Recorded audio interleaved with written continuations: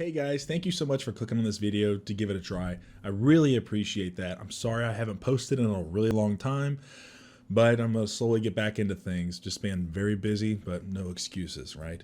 So today's video, I'm super excited to announce that I have Steve Dillman on. And Steve's been a mentor of mine for quite a while. I met him at Greenwood, but before then I didn't know his career, and he's got a truly amazing career. And not even just that, just outside of his job. Just truly amazing guy. And he's somebody that's a good role model for younger firemen and some older guys too to even follow.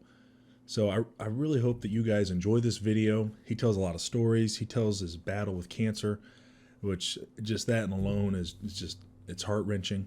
But just please just listen to it. And at the end of the video, if you guys really enjoyed this, please just like the video, comment on it, or even share this with your friends so that way they can listen to it as well. And also to subscribe to the YouTube channel, because I'm hoping to be posting more stuff, more content. And then if you guys have any idea on who else I should talk to, just DM me or comment. Really don't know how to check my DMs, but I'll figure that out. I hope you guys enjoy the video. Thank you. All right. Well, how are you feeling today, though? Well, I'm feeling pretty good, really. Not bad. Not bad today? No, just got to wait till see what the CT scan tomorrow comes up with. But I'm pretty sure I've got some other cancer in my rib cage and stuff. And Bless. so I got to do like probably 10 rounds of radiation with me to get rid of it, the pain, which they did the last time and they got rid of it. So I don't mind going through it to get rid of the pain, so it's good. Yeah. Well, let's go back and start this story of your life back when you were a child. So could you tell me about your parents? Yeah, my dad was, he worked for the Indianapolis Fire Department from 1946 to 1952, and I was just a young kid then. I was in the first or second grade, and I don't really remember that, which is a shame. I don't remember it, and he never talked much about it later on in life. And but I remember that he had a scar above his nose between his eyes, and there was a stockyards out on Kentucky Avenue, and they had a 3 or 4 alarm fire out there. And back then, even when I came on, we still had the spanner belts with ropes and place to put your axe, and the spanner wrench just went back and forth all the time, and that's what he got hit between the eyes with, and he had to have stitches and stuff, so he still had a scar there. And he loved it, but there was too many of us kids. He couldn't make it on $2,500 a year. And he painted houses. What was that price again? $2,500 a year. Oh my gosh. And that was back in 1940? They started out in 1946. 1946? Yep. Wow. He was city bowling champion at one time. And he played softball forever. I remember watching him play when I was probably 7 or 8 years old, and he bowled in this league, and there was a gentleman that was 96 years old that was bowling in there, and he told me one day, he says, asked me if I was one of his sons, and I said, yeah, I'm the oldest one. He says, well, he said, your dad wasn't worth a shit playing softball. I said, really? He said, no, I'm just kidding you. He said, your dad is probably the best third baseman I've ever seen. And when my two brothers, my two of my brothers and myself, we played softball down at Craig Park in Greenwood. And Dad would come down and watch us and stuff, but we took him down to the park one day, the three of us, and let him hit softballs. I never seen him. I didn't remember him hitting the ball, but he still could hit the ball. Even and he was 60 then. Really? And but he died when he was 61. And he died of cancer. He was a real heavy smoker, you know. Back during World War II, they gave him cigarettes. And he, the doctors told him he was going to have to quit smoking. So he did. He started smoking cigars instead of cigarettes. And he said, well, I don't inhale these. And I said, yeah, you do. I've watched you do it. And but he'd smoke a cigar. And That is one tough man to inhale a just cigar. let him do what he wanted to do. It's not a big deal. And but he got to feeling bad, and we had I'm kind of jumping around here, but we had a furniture business for 35 years. My folks did in Greenwood, and where the Tillman's truck store is. Yep. The auto store there? Yeah, my mom and dad built that building, and our furniture business was in there for years. And then we moved out of there into, Dad bought 2 houses next to each other, and we moved the store up there. One house was the showroom for everything, and then we lived next door. And but it was, when Dad got sick, he got aggravated because we knew he was hurting really bad, but he wouldn't go to the doctor. He's one of the guys that did not believe in going to doctors. And so we finally got him to go to the doctor, and they come up that he had oat cell cancer, which is it was a small oat cell. And he had it in both lungs. And it was really spreading pretty quickly. And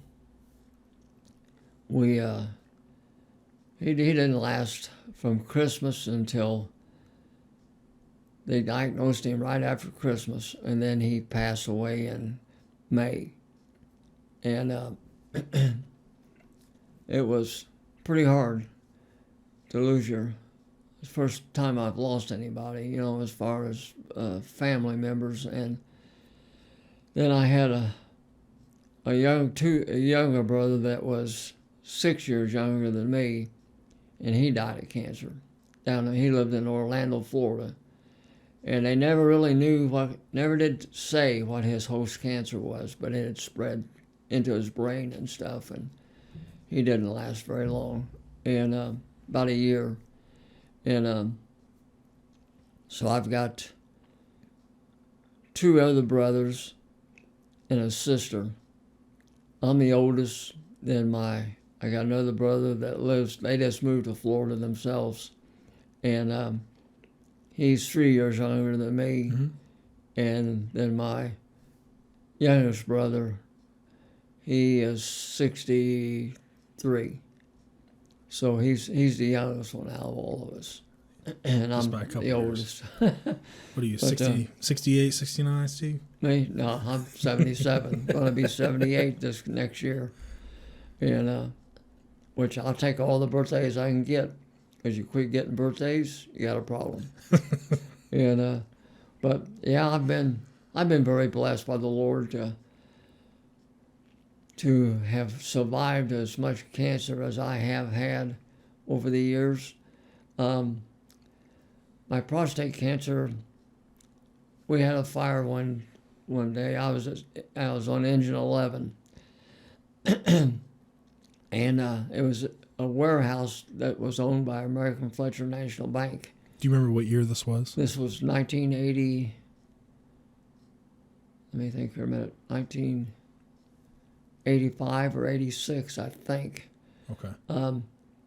Never did find anything. We never documented anything back in those days. We didn't know anything about cancer and never even thought about it, you know. And guys, but when we were inside this building, and we were in there with, we were one of the first ones in with a line inside, and I had been in there, and it was in the summertime. It was hotter than blue blazes, and we came out to get another bottle, O2 bottle, and started burning. Every place that we were sweating, it was burning. I mean, Really? when I say burning, I took a booster line off the engine and stuck it in my night pants and put it in my crouch area, and It was that bad. it was that bad. I could not take it. And underneath my armpits, my neck, and years later, I'm going to say in about 2003 or 4, Dick Van who was a battalion chief, the Union had him do some research on some of the fires where guys have got hurt, because they took 23 of us to the hospital with the burns. And but there was never no documentation. Couldn't find a fire, but Dick found it. He went through all the papers and stuff, and he found this fire. And it says right on there how many guys went to the hospital. And come to find out that what was burning inside this building was what they call microfiche. And this was kind of a prelude of computers. Okay. They would put this plastic stuff on the screens, and then it would project onto something bigger so they could see it. And then the computers came along and they dumped all that stuff, but they kept all it because they hadn't got it all taken over into whatever with the computers. And they don't know how the fire started, but the boxes that they had all this stuff contained in had been treated with a chemical that produced formaldehyde. And formaldehyde produces cancer, prostate cancer. It's one of the big things that it comes from that. And I forget, I'm not sure how many guys out of that 23 of us have had prostate cancer over the years. And so that's where I feel like that my cancer came from, my prostate cancer. My throat cancer, that was diagnosed the prostate cancer was diagnosed in 2001. It was December of 2001. And so I elected to have it removed. But I was about 6 months too early for the Da Vinci style surgery, which is what they do now. It's all robotic.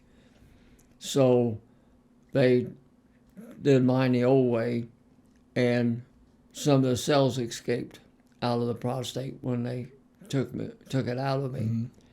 But the doctor had told me at that time that he thought that they got it all and didn't see anything where it looked like it got out, but it did. And then in 2000, I did really well then.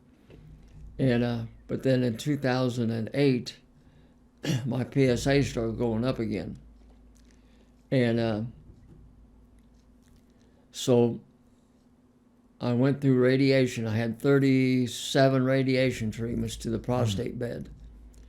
And while I was going through those treatments, I discovered something in my throat that was making me cough all the time. And so I went into the bathroom, shut the light off, took a flashlight, got up close to the mirror and looked at my throat, and I could see it.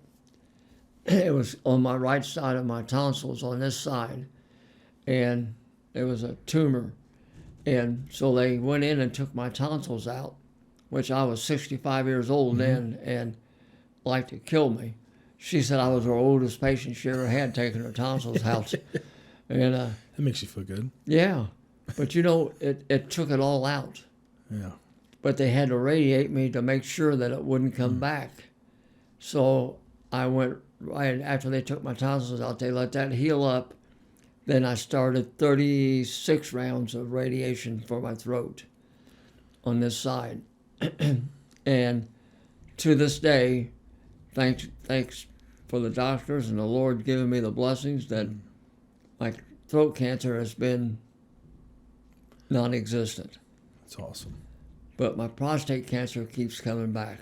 And after I had it, went through the radiation, it was good for another 3 or 4 years, and then it started again. And by then, they have no idea where it's at. It didn't show up. They had I did all kinds of tests, but it was there. My PSA levels were climbing up there, and so I went to. I was back at St. Francis again, and I started doing oral chemos, and I did those for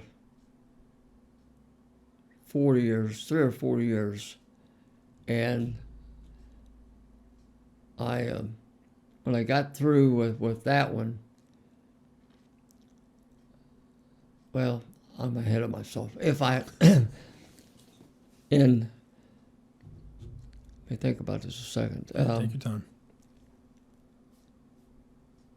My prostate cancer, it had come back, and I had, that's when I found, I was working at Greenwood. That's when it was. And I had retired from Indianapolis in 2000. With 33 years, right? 38. 38 years at Indianapolis, and then I spent almost another 5 years at Greenwood. Came out of retirement to go out work of retirement, at yeah. Greenwood. And they had asked me to talk to how I got interested in going back to Greenwood. Was I started out my career as a firefighter, as a volunteer for Greenwood in 1967. And I stayed there until I went on in Indianapolis, and then I finally had to quit volunteering. And what year did you get to Indy? What year did you start at Indianapolis? I started at Indy. I went through class in 1997. Wait a minute. If 38 years, I'm not good at math at all. 1967. 67 is when I started class. We started like in August, and we finished in December. But we had 2 classes, and we were the last non-paid class. We didn't get paid to go to school, so we had a day class and a night class. And I went to classes at night because in the daytime I had a full-time job, and I couldn't afford to do everything. So that's how they did us. And when we graduated in December, nobody got appointed until April. And April the 10th was the first appointment date for the first of us. And that's when I started. They sent me to my home house, what they call the home house back in those days. And my home house was the 19s, which I hated. Never had a run my first day there. And it was different. And back then it was a different era. I still got to see what it was like prior to EMS, and we didn't have EMS until, I was at the 11th, so that would have been, I was there 2 or 3 times. But I never was, when I subbed, I stayed most of the time at Station 17, which is on Madison Avenue right before Lily's. And back then, the deputy chief in charge of the shift, he had a magnetic board with everybody's name on it. Well, one of the guys at the 17s worked in the credit union, which was on the 3rd floor of headquarters back then. He slipped in his office and took my name off the board. So he couldn't find me. He looked for me for 10 months. And I spent the whole time at the 17s. I never left. And it was great because they were putting the interstate through behind us, going through the south side, and we were having house fires every night, vacant houses, and this was back then. They weren't wearing masks. They didn't have we didn't have ASCs. masks back then. 3/4 boots. 3/4 boots, aluminum helmet, and a Riding raincoat. tailboard. And rode the tailboard. Wow. There was times when I So would cool. have to ride up on the hose bed because there was they had 3 guys on the back, and so I had to get up on the tailboard. So when they would stop to pull the hose out, to lay the hose out, I'd have to climb out of there real fast so they could get the hose out. And but I loved it there. We had a Maxim engine tailboarder, and we had a teller truck. I mean, an old one. This thing had some wooden ladders on it and stuff. And we had a fire one night out at Kingan's out on the west side. And so they put me up on top of the aerial, and we were using it as a water tower. So it was up about, usually we never took that thing above 60 feet. Well, they didn't tell me that it would drop every once in a while. And it was the middle of the night, and all once this thing just drops. And I thought it was going down, boy. I come flying down that ladder, and they told me, go on back up here, you'll be all right. It just does it every once in a while. I think I'm not going to go all the way down. And I thought, okay. Did it have a bucket up top, or was it just a straight No, step? it was just a straight ladder. They didn't have no buckets back in them days. How far do you think it dropped? Probably 4 or 5 feet, maybe, my gosh. or more. I'm going to say probably more. And yeah, I didn't waste no time getting down it. And but the guys there, I love these guys. They messed with me all the time. And we had an old phone booth in the firehouse that it was like a accordion door, and they'd lock you in there. If I was in there and they catch me in there, the door was shut. They would put a broom up underneath the door so you can't get out. Then they took what they called waste, and what this waste was, it was just, I don't know what it was, like shredded material. And our deal was every Monday, the chauffeur and the subs had to get underneath the engine and wipe the whole undercarriage down. And the reason they did that back then was so you're looking for things if anything was loose and just maintenance. And well, they would take that waste and put it underneath the door, set it on fire. Then the smoke's all inside the phone booth, and you're dying in there. And they'll wait till you're about half choked out, and then they'll let you out. That's actually intense. Oh, it was intense. But yeah, they tied me in bed one night. They did some really crazy things. And the first night that I met George Simonton, the chief had Battalion 4, it was Gene Haley. And Gene had brought him down to the 17s to meet me, which I didn't know. And I was in there, and I thought he was another fireman. He had uniform on and stuff, And he said something about being a pretty fireman, and I thought, what the hell's the deal with this guy, So he started following me around in the kitchen. I finally just stepped off the floor onto the top of the kitchen table and across to get away from him because he kept trying to hug me. And I thought this guy was gay or something, And so he chased me around the kitchen and finally got me cornered. And then he hugged me.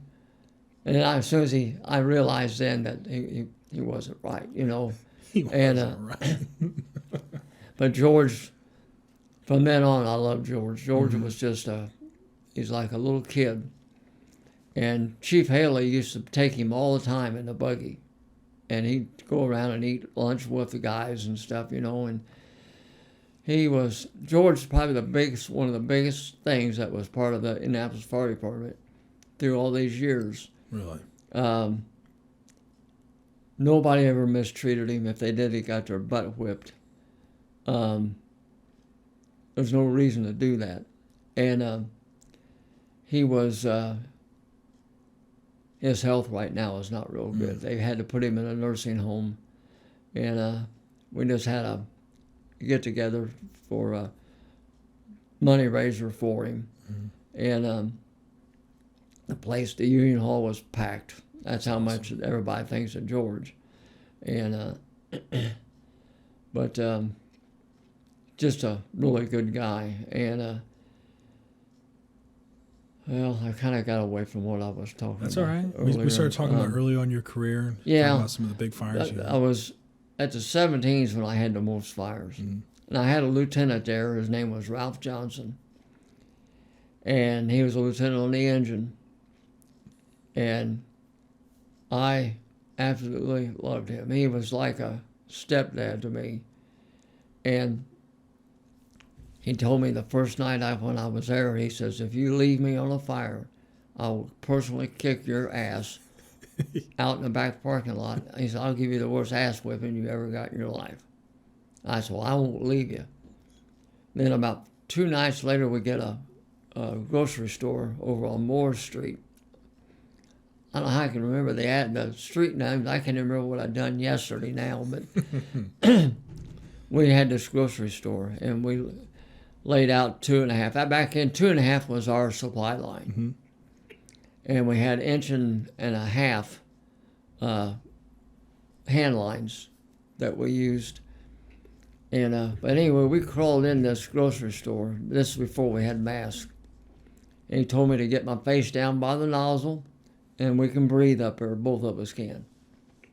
So sure enough, we crawled in there, and I couldn't get my face close enough to it to get air, you know. But finally, he told me to go out and get some air. But he said, if you go outside, don't you dilly-dally. You get your ass back in here. But he never did take a break. Never. He just stayed in there. Stayed in there. Oh, yeah. And he taught me a lot. Taught me how to survive. And there's times when I'm really glad that he did. What were some of those things that tips that he taught you? The main thing was don't panic. Don't ever panic. Try not to panic. If you get into a situation, if you panic, you can't think. And I was at the 3s, and we had a 2-story. It was a full of old people, like I guess like a nursing home out on Bethel Avenue, and the fire was on the 2nd floor, so we went up a stairwell with the 1.5 inch and got right to where we could get to the fire, and my mask quit. I panicked. And of course, they always taught us put your hand on the wall and go back the same way that you came. And well, you couldn't see your hand in front of you for the smoke. And the wall jutted out, and I ran into that wall and knocked my helmet off and fell on my back. And I crawled on the floor, and I was about ready to give up because I couldn't breathe anymore. And I seen a light underneath the door, and it was a stairwell. And I managed to get to the stairwell, and that was the last thing I remembered. The next thing I remembered, I was in an ambulance taking me to the hospital. And if I had just thought, and if I hadn't have panicked, all I would have had to done was kick a door in and go into one of those apartments, raise a window up. And I could have got all the air I wanted. But all I could think about was getting out. And I thought about Ralph then. He kept telling me, don't panic. Well, it's easy to say, but you don't want to panic. You'll get yourself hurt. And an officer should not panic. They should be calm.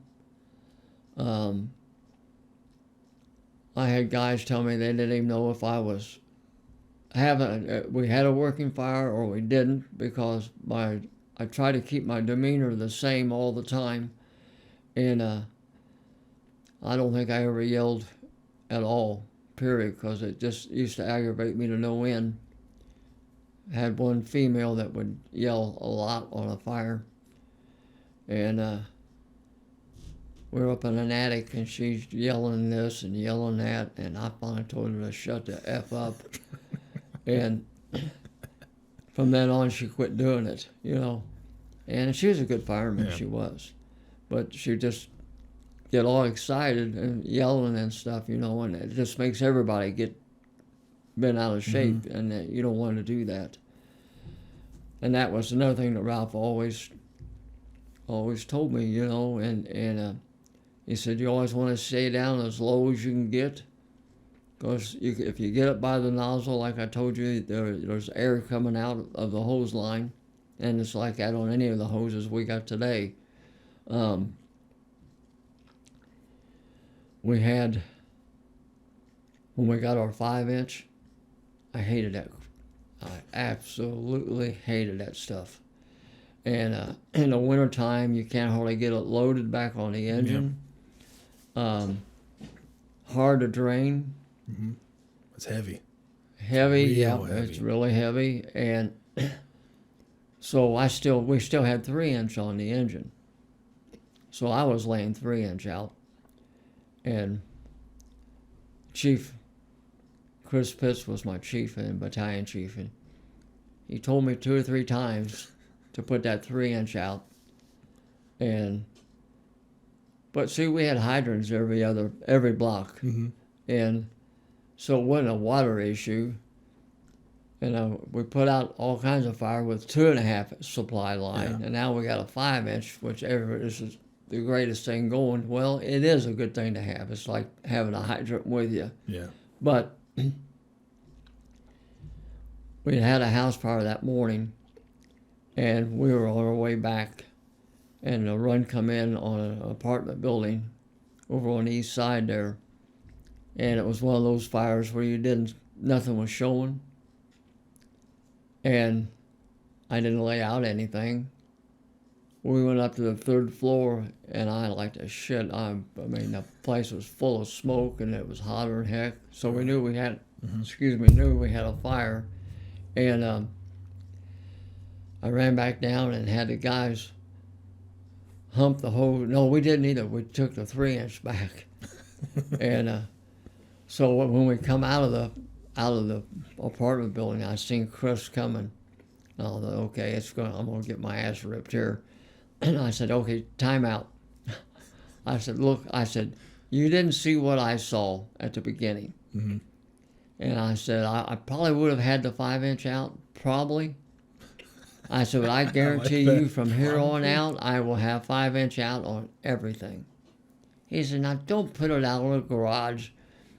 He says, the residents and you got a working fire, a building fire, by all means have it out from now on. I said, I will. I'll have it all out. So him and I, we had a meeting coming to Jesus there, and I like how he you had to was stop right him. and I was wrong. But that was one time I got caught with my pants down. But it didn't happen too often. I had one of the best engine crews in the city at the 27s when I was there. I never had to tell them guys anything. I didn't have to. They knew their job, and if they seen what we had coming in,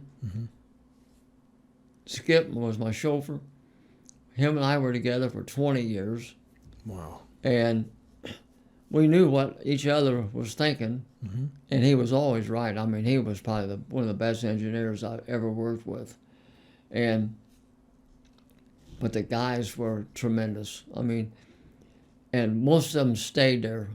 We had a group of guys probably that stayed there. We stayed together probably 10 years before the guys got burnt out, you know, and went to slower stations. And I just never could see myself not being at the 27s. I love the station. I love the area.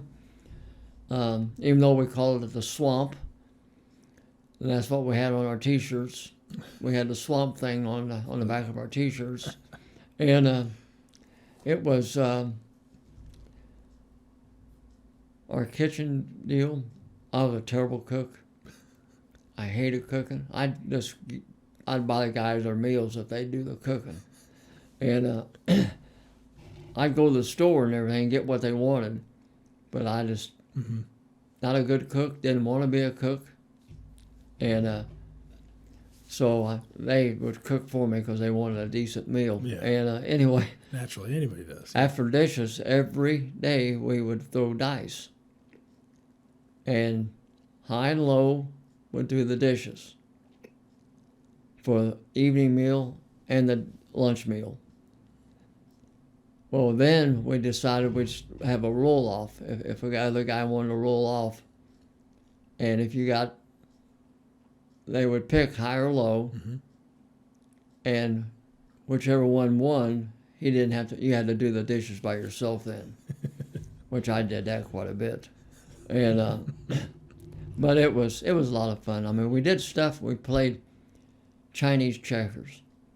They had a board there that I know was there when I subbed. And this was in the old station that had the jail in the basement when I subbed there. Really? And when I came on, like I said, we didn't do any EMS. We didn't do anything except fight fire. That's all we did. And so when they finally made us, all of us become EMTs, I was a holdout. I thought, well, I didn't sign up for this, you know. And so finally the chief come out to the station. He said, you're either going to go to EMS school with this next recruit class, or you're going to have to get off the job. I said, sign me up. So I went with this recruit school, and I was so glad to get that over with. And then when I went to Greenwood, I had to go back to EMT school again. I like to croaked over that. But I never opened a book. I told Frost, I said, if I can't pass this thing, I ain't got no business doing it. But I got like 74 or 76% still an EMT. It don't make any difference, you know, just like a doctor. You're first in class or last in class, you're still a doctor. And but the guys that C9 really made it interesting. Jeff Quinn was one of the main instructors. He was my instructor too. Yeah, he was C9. He was a good guy. Jeff and Mandy. Yeah. Both of them. Now Jeff is up at Indianapolis, and but I see him quite a bit when I go up there, and I always go talk to him. But we had what we did. We subbed. And most of the time back then, I subbed for about a year and a half. That was all I subbed. Now there's some of them are subbing 5 years. Really? Because but now there's so many vacancies that they're going regular pretty fast now, within a year and a half. And I went to my first house that I got assigned to permanently was Station 13. And this station was a new station. They just built this station. They tore the other one down to build a convention center there. And this the old station was at Kentucky Avenue and Maryland. And Chief Keith Smith ended up being the chief of the department at one time. But he liked to burn the house down one time. We got to run, and he forgot to turn the stove off. And the whole kitchen was on fire when we came back. And but yeah, it was the news station was pretty good. I mean, it wasn't bad. We had a big dorm that everybody slept in. We had an engine, a squirt, a snorkel, and a ready wagon, which was a pickup truck basically, but with Purple K and some kind of a foaming agent that we had back then. Like AFFF or something like that. And so they assigned me to that thing when I first went regular. Well, Don Breedlove was the chauffeur on it, and I just rode up front, just him and I. And we had the silver suits on, and I mean, we had those, and we'd go into these foundries Yeah. Well, they got big oven fires and stuff. And we have to go there and put them out. And wasn't fond of that either, but that was different. But we'd play basketball every night. And him and I, we had a couple of other stations that we would go to as soon as we got done eating that night. And finally, the battalion chief, after about all summer, we were gone in the evenings. He says, "Where do you guys go at night?" I said, "Well, Chief," I said, "we go play basketball." He said, "Your basketball days are over with. Stay here at this station." I said, "Yes, sir." So Don and we stayed there, but next door was the Ray Garter. Right next door. And of course it was. So we really tried to stay out of there, but it didn't work out too well. And Dutch Byers was the battalion chief, and I always drove him extra when Keith Smith was his driver. He was a lieutenant on there.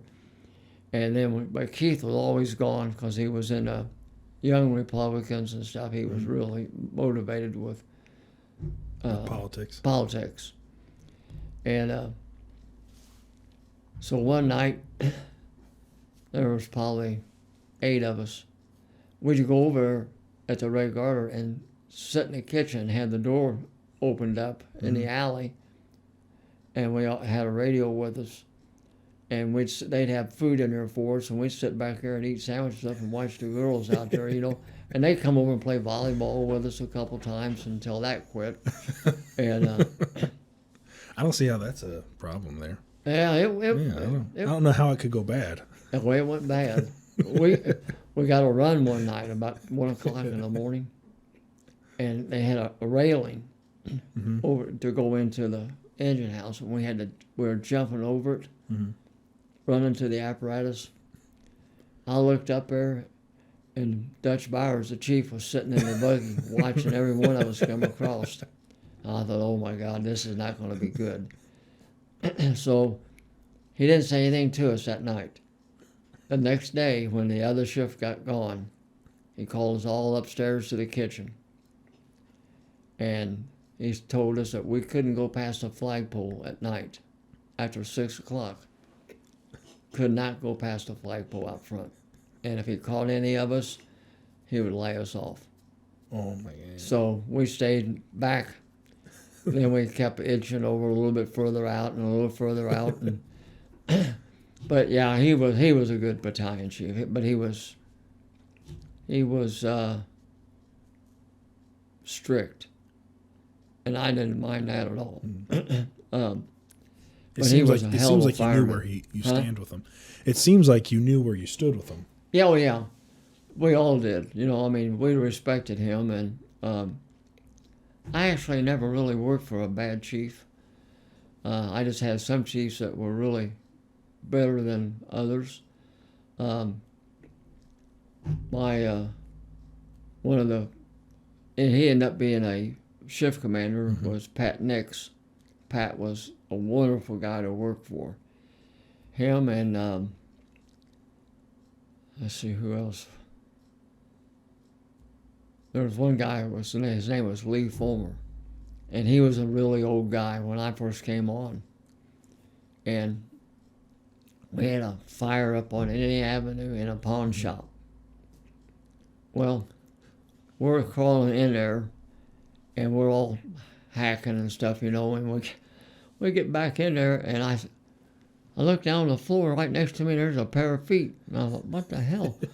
So I got where I could see up there, and it was Chief Fulmer. He had his pipe in his mouth, and he's kind of tough down there, ain't a kid, and he goes, and he walked on in.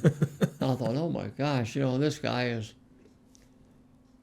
he was just something else. He was a good guy. He had a brother that the Fulmer bar was named after him. And but when I was at the 13s, we had a fire at the Hilton Hotel. It was the top floor, the 18th floor. And they had a restaurant on the top floor.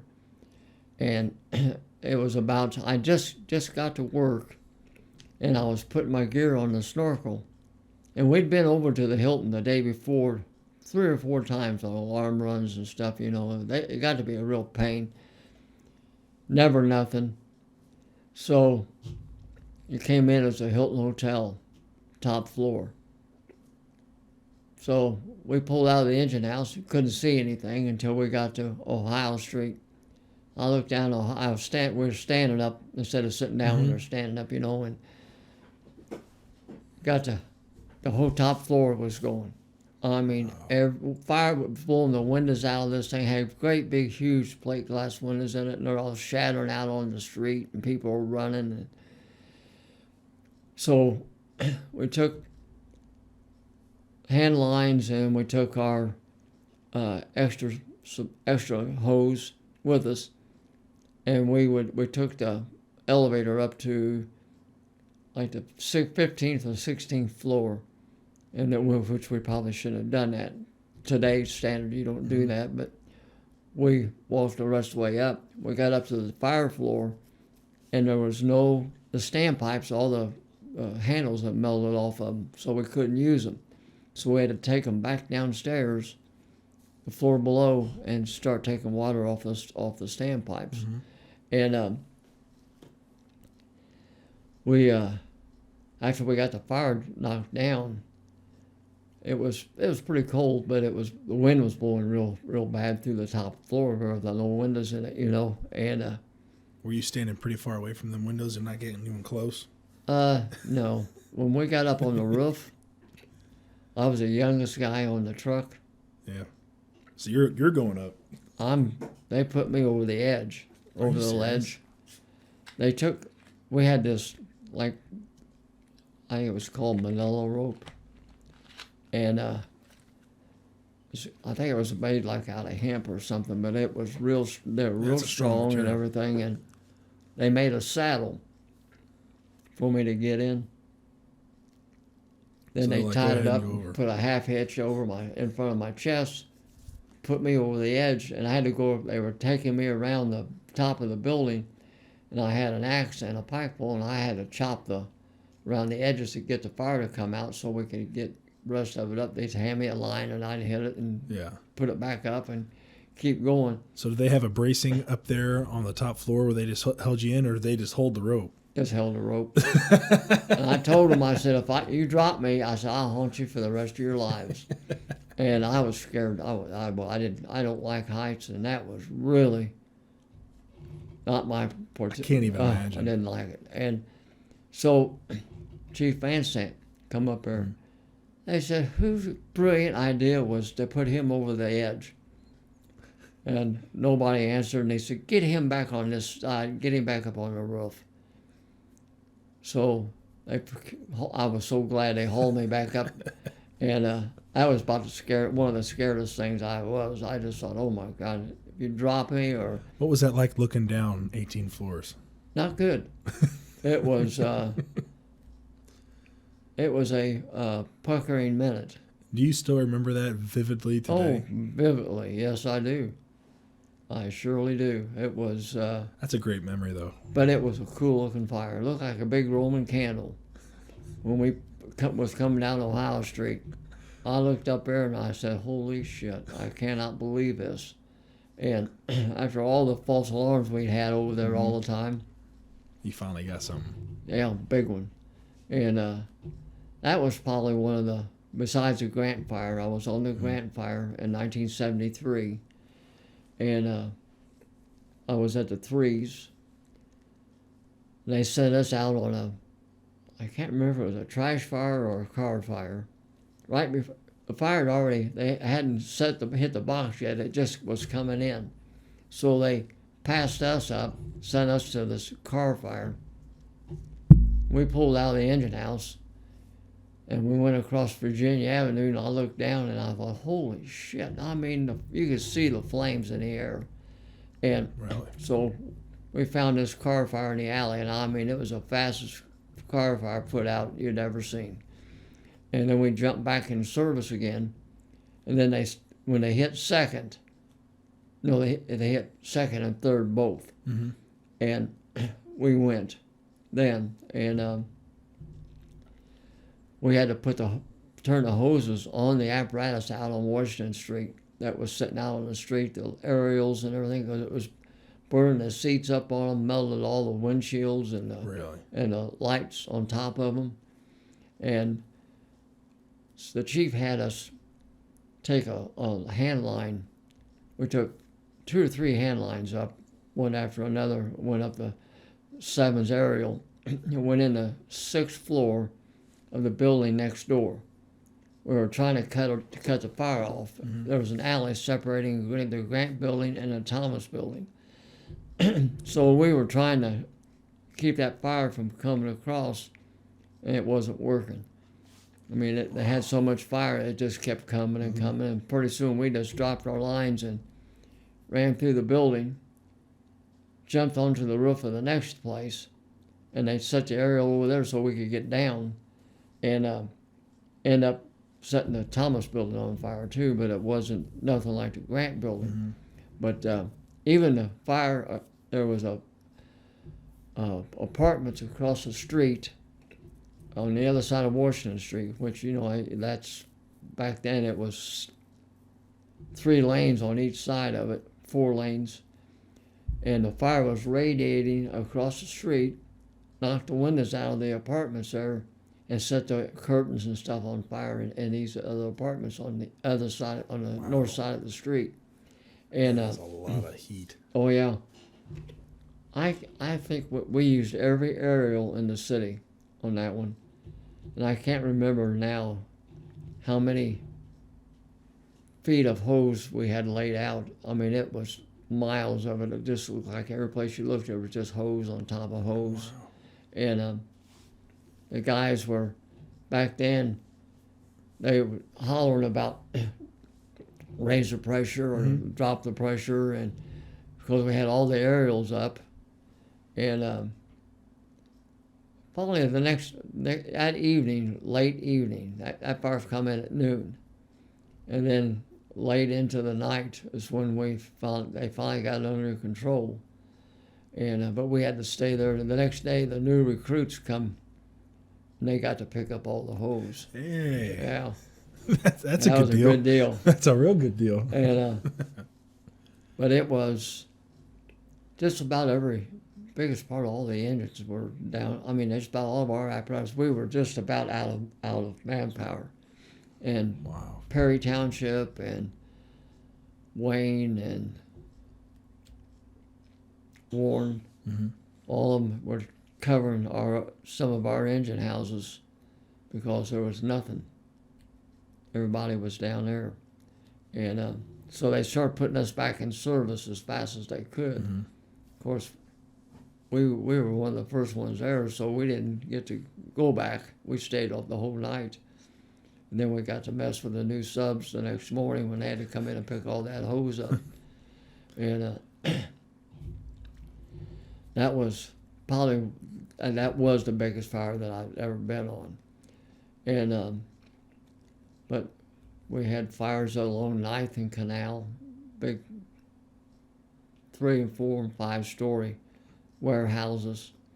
At night we'd get them. Vagrants would be in the buildings, and they'd set them on fire, and which was always, it's okay with us. Yeah, well, that's and I had this one guy, his name was Larry Uli. Larry had Coke bottle glasses, about that thick. So his eyes are huge. Yeah. Well, we were up in the snorkel, him and I and Gene Golden, and he'd had a 67 Ford convertible that had repainted and put new bumpers on. It was a nice looking car. They delivered it to him at the engine house that day of the fire that night. And the next morning, the other shift's coming in to relieve us up there, and it's real foggy. Mm-hmm. Well, Larry he gets in his car, and he's backing up and we're watching, and he backs right into a pole. Big pole, and it's rocking back and forth, and he was so mad. He went back to the engine house, got his clothes, and went home before we got back. Yeah, he bent the bumper, the trunk lid. Oh no. Yeah, but he couldn't see. Plus it was foggy. So, but Larry was a character. There's always a character at just about different houses, and he was our character, and he make you laugh all the time. And we had another chief that was there on the B shift, and I was working trade a day with somebody so they could go do something. But anyway, I was working on the B shift that day, and it was Matt Speck and Bill Welsh were the two cooks. Well, Chief Gregory was just messing with them all day, that morning and the day before. So they made chili that day. Put a little extra something in his chili for him. A little X-Lax. Oh, God. And he come out in the kitchen. Of course, everything was upstairs.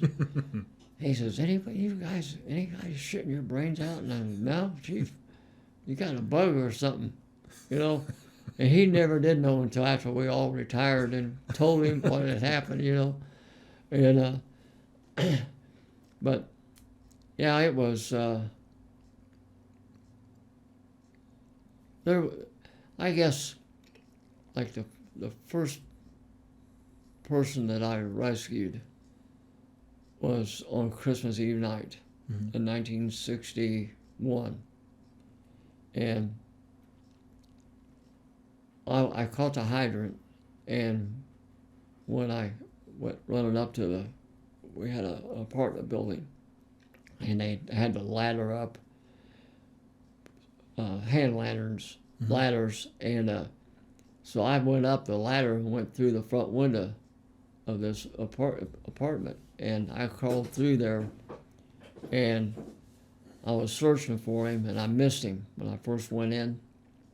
There was a lot of fire, and it was real smoky and stuff, and anyway, I crawled down, but then I was starting to get worried about Seven's engine coming up the stairwell, and maybe if they turned the line on, it was going to steam me.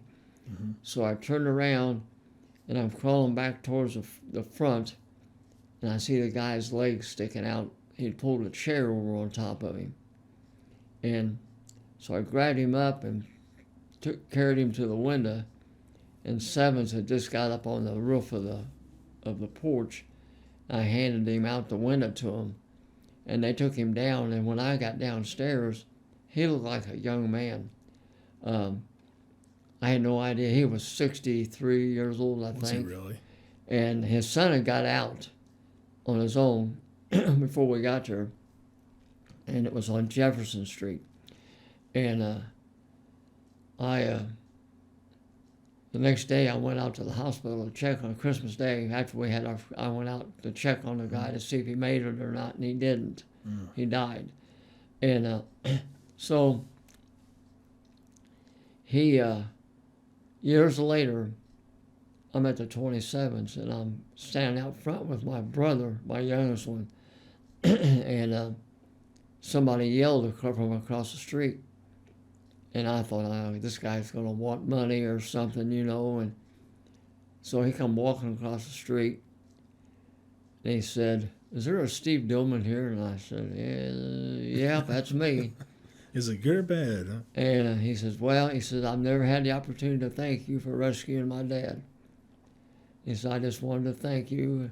He turned around and walked off, and I never seen him again. Wow.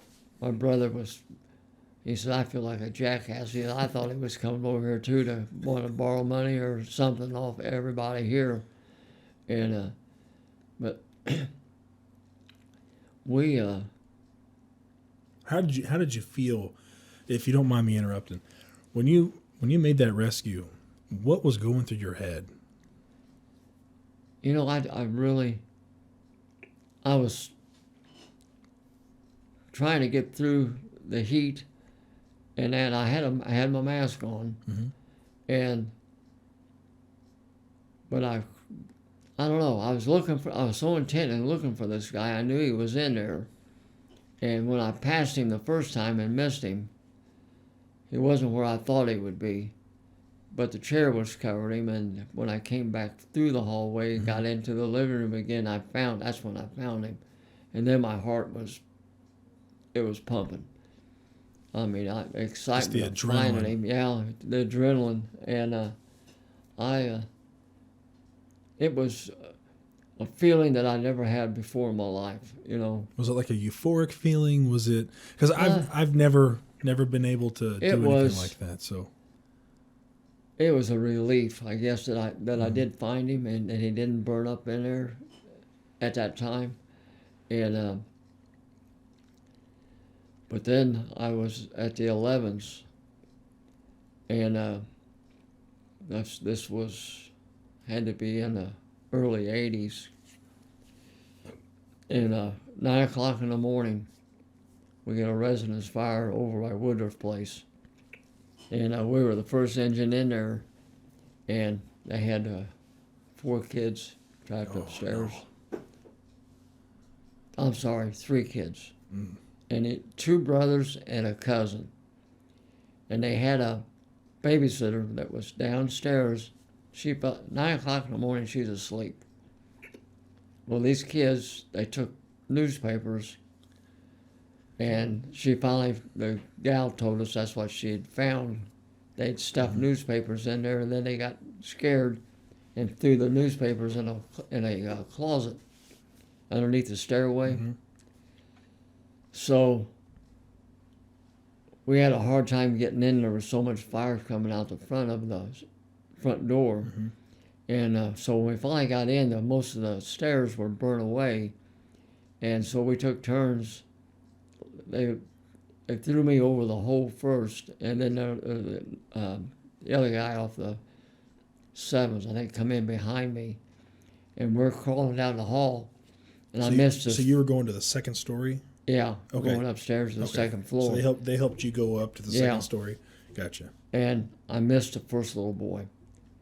And then the second kid was down about almost to the end of the hallway. And I snatched him up and went on into a bedroom. Well, 7s, they got a ladder up there, and they reached through the window feeling, and they found that kid was right under the window. Wow. And snatched him out, and then we had all 3 of them out on Tecumseh Street. And we were doing CPR on them and stuff, you know, and none of them survived. And there wasn't a dry eye amongst any of us guys.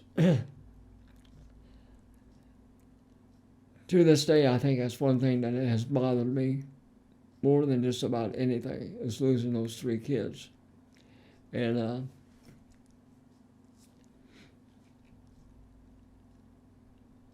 especially when you can still see their faces, you know. But it took a while to never get over it, but you keep going, you know. You can't just quit the job or whatever. You just got to keep doing what you're doing. But it took a long time to get to where you could get over it. And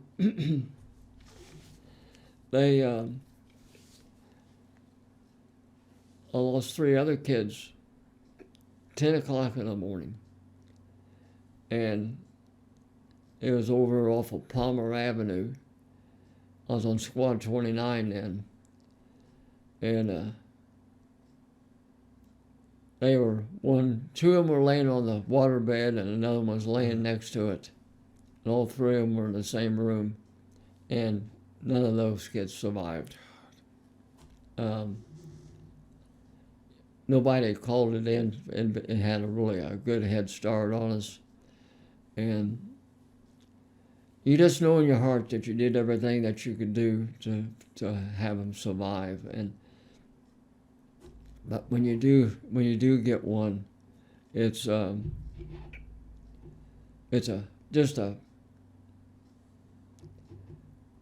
know that God puts you in the right place at the right time. And I've said this 100 times, and I really believe in that.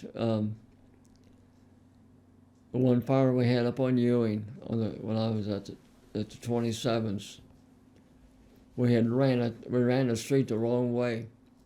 Skip was gone. He was on vacation, and I had John Gregory driving in the engine, and I had a sub on the engine, and I forget who the other. Oh, Phil Cooper. That morning, the lieutenant on the aerial was off, so I took and moved guys around in the engine house to give them a break off the engine. Phil was my paramedic that was on the engine. I put him driving the aerial to give him a break off all the EMS stuff, and I put John up front driving the engine. And so usually, like up there, the ladder chauffeur doesn't put his stuff on until he gets on the scene. They don't want him driving in their boots and stuff. And it was and then again, it was in the morning, and it came in as a residence fire, but it was in the 1300 block of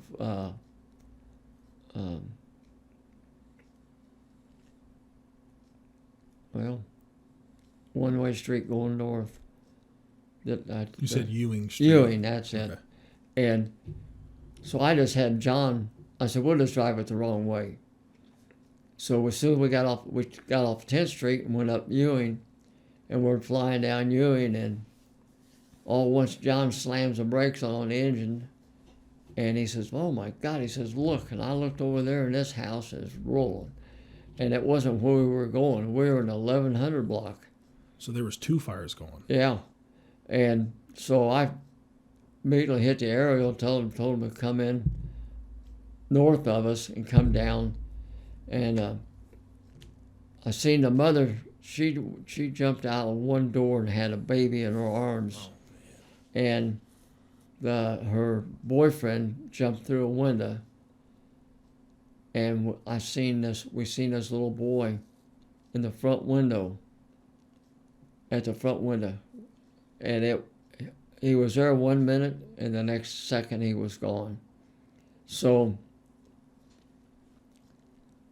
myself and Reed Latimer, and I can't remember who the other. It was a sub too, and we went in, but Reed found him, and had him wrapped up. He wrapped himself up in a blanket, and Reed found him underneath by the bed, and we got him outside, and I ran. Phil was starting to run up there, and I told him to stop and go back and get his all of his paramedic stuff, and brought him up there, and Phil intubated him and got him going again. Awesome. Yeah, he wasn't breathing when we got him out, and this kid was about, I'm trying to remember, I think he was around 4 or 5 years old, and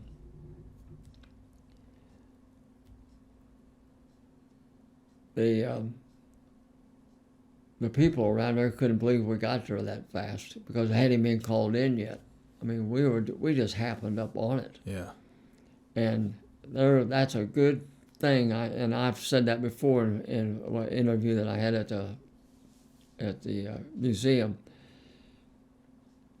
You can't tell me that God don't put you in the right place sometimes that you need to be.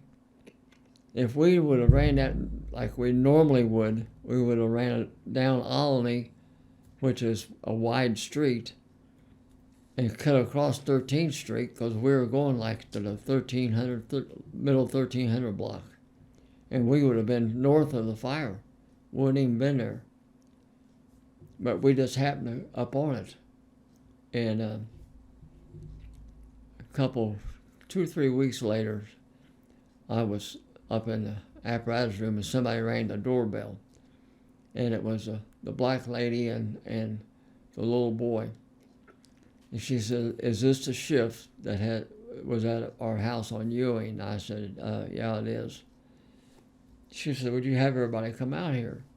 So I had all the guys come out, and she went down and thanked every one of us and kissed every one of us on the cheek.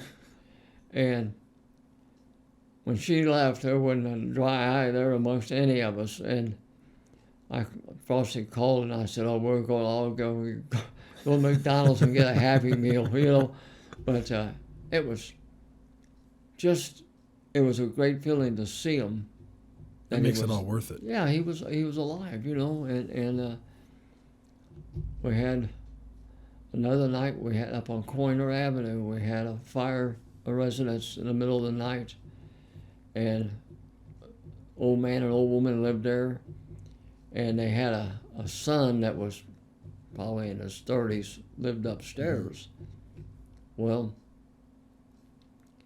we got in there. The dad was on the floor right by the front door, and the truck crew grabbed him up and took him out in the front yard.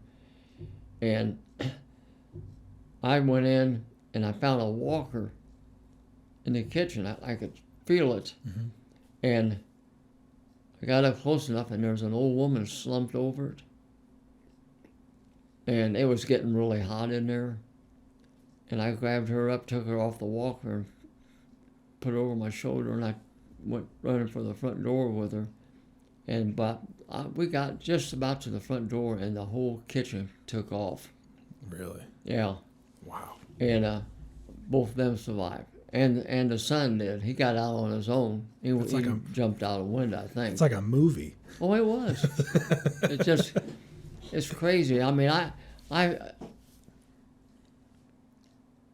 had the best career that anybody could have, as far as I'm concerned. I never was at a slow house. When I went regular, I was at the 3s, the 11s, back to the 3s, back to the 11s. Then I got promoted out of the 11s in 1986. And I didn't go to school. I went to school once, and it was politics when I first started. And I had 5 years on, and they wanted me to go because they didn't have much to pick from. Well, I got involved in that, and I didn't make it. I was on the list to get promoted, going over to the merit board, but they took me off of it and put this other guy on, and he quit 6 months later. And so I thought, well, it just wasn't meant to be, you know. Yeah. And so I never went to school again until I had 16 years on. And I just felt that I wasn't ready to be a lieutenant, you know. I mean, you need to know things, and I just felt like I was ready when I thought it was time. And anyway, they promoted 22 of us, and I was 22nd. Hey, you still made it. Still made it. Still said LT in front of my name, you know. And but they sent me to the 2s, which was out on 42nd and something. And I'd never been out there in my life. I wasn't even sure where it was at. And so I get out there, and I was there for about 2.5 months. And the listings come out, the postings, and Squad 29 was on there. And I thought, well, that's the best place to go. So I got it. And we was at the old house on Shelby Street. And the squad, the old house, the engine set in the back behind us, and the squad set in the front, and then the aerial set on the other side. It was just a 2-bay, but it was all shored up in the basement. It was a scary place. And this was the old house back from the 30s and actually from the 40s. Mm-hmm. And still had the hayloft in it. In the back, it had the doors that would open up, you know, put the hayloft, and it had. It was a fun place. I mean, we were really busy. The squad was busy, and Jeff Clemens was my chauffeur, and we had 100 gallons of water on our squad, and 150 feet of 1.5 inches. Well, we could outrun the engine and the aerial long before we were there first. Mm-hmm. And Jeff and I would be in there we knocked down a lot of fire, you know, and the captain, I'm not going to mention his name, but it pissed him off. And so he put us behind the engine. So every time the squad would get a run, the chauffeur would have to get up in the middle of the night to let us out. Then they had to let us get back in again so we could get behind them. That lasted for about 2 weeks. Oh, yeah. And the captain says, okay, we're not doing this anymore. So he put us out front. He didn't tell me. The next day I come in, and he got the water and the hose taken off the squad. Because we were doing mainly... You're doing the job. Yeah, but... You're doing their job, but... Yeah, we was getting too much of his fire, you know. Yeah. And so when they finally switched us back around like we should be, I asked him one day, I said, why did you do that? I said, you didn't tell nobody that you were doing it. He says, I was a captain. I didn't have to tell you anything. This is my house. I said, yeah, I grant you that. This is your house. But it'd been nice. I'm in charge of that squad. And it was nice if you had told me what you were going to do.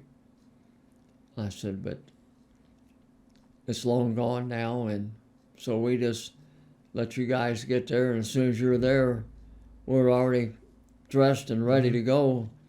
And we start pulling the hose off the engine, you know. But Jeff and I, we worked really good together. We ran the whole interstate, the southern part of it, down to the city limits. And it was a good time. I mean, it was. Every day we'd work out and play basketball in the alley. We're alley rats. And but we had a couple guys that were really great cooks. And as a 27th, Kenny Keegan was the other lieutenant on the aerial. And he had more time on, but he loved to cook, and he could bake. And every time I'd start a diet, he'd go in there and start making homemade chocolate eclairs. Well, that was a done deal. You know, the heck with that diet, you know. You can start tomorrow. Yeah, I'd do it the next day. Then anytime that I would say that, he would always start making stuff. And he was, his wife was a school teacher. And they went to Ireland quite a bit. And, but anyway, she got cancer right after she retired. And Kenny was going to retire a few months after her. But anyway, they lived out on 10th Street, east of Emerson.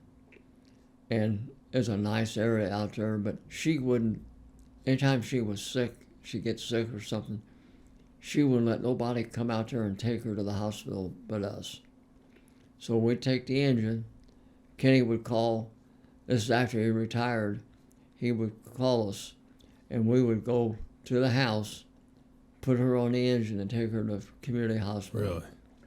And that's cool. That's the least we could do, you know. And when I worked at Greenwood, my first day at Greenwood, Kevin Keegan, his son, was on IFD also, but he started working there part-time too. Really? Yeah, so it was him and I working together on the same shift. And, but, yeah, Greenwood really, after I retired, I was miserable. Even after I got through my cancer, I only weighed like 165 pounds. And Chief Sipes had asked me if I would come over to go to the 94s, and the retired guys were having lunch there, and they wanted me to go and talk to them and stuff. And so I did. And Chief Sipes was there, and he was talking about the part-time stuff, which I didn't know anything about it, you know. I kept listening to it, and I was driving home, and I'm thinking, I'd do that. So I stopped at the office, and I asked James, I said, would you hire me? Would you be interested? He said, can you pass the physical? I said, I don't know. Set it up for me and let me try. If I can't pass it, then I know I shouldn't do it anyway. So I went home and told Frosty I was going to go do the agility test at Greenwood. She says, for what? I said, I'm going back to being a fireman again. I was 65 then. And she says, you're out of your mind. I said, no. I said, I miss it. How many times have I told you? I see the engine go by and I can't believe I'm not going to ever ride on one again. And so I ended up, I went, did the agility test, and I got through everything except, I mean, I didn't do the stair run, but they did cut me a break on the last set. Yeah, they should. And, so I started out working 12 hours. Then they started letting us work 24 hours. So I come home and told Frosty, I said, I'm going back to 24-hour shifts. She just looked at me and just shook her head. She says, well, if that's what you want to do, that's what you need to do. And so I was really glad to end myself at Greenwood at where I started back in 1967. And so it was pretty cool that I got to end my career there for sure. And but then I've been on the board at White River Township Fire Department. I've been over there for 7 years, I think 6 or 7 years now. And they've come a long way. They've built that new station. Yeah, and it's a beautiful station too. Yeah, we're building another one down by, right by the high school. And I drove by there today coming over here, and it's getting closer to being finished. I drove by it a few weeks ago. It's looking pretty cool. Yeah, there's going to be a place in there for, we haven't really worked out the logistics yet as far as Bargersville. They were talking about, putting an engine in there. We're going to put an ambulance in there and man it with a paramedic and an EMT. And then there's a place for the Center Grove Police to have an office and everything in there too. Yeah, my brother will be there. Yeah, and it's a nice looking station. So, but Bargerville, I don't know if they're really sure yet if they're going to man that, and if they don't, then we're going to have to figure out how we're going to do it. But we will do it. We just hired 8 new people, and we are within, if we could hire another 3, I think we need 3 more, and it'll be a career department. And they'll still have a few of the part-time guys filling in, and especially in the summertime. And so, but we just couldn't keep guys. I mean, and I don't blame them. You know, I mean, they get a chance to go to a career job. That's what they need to do. And but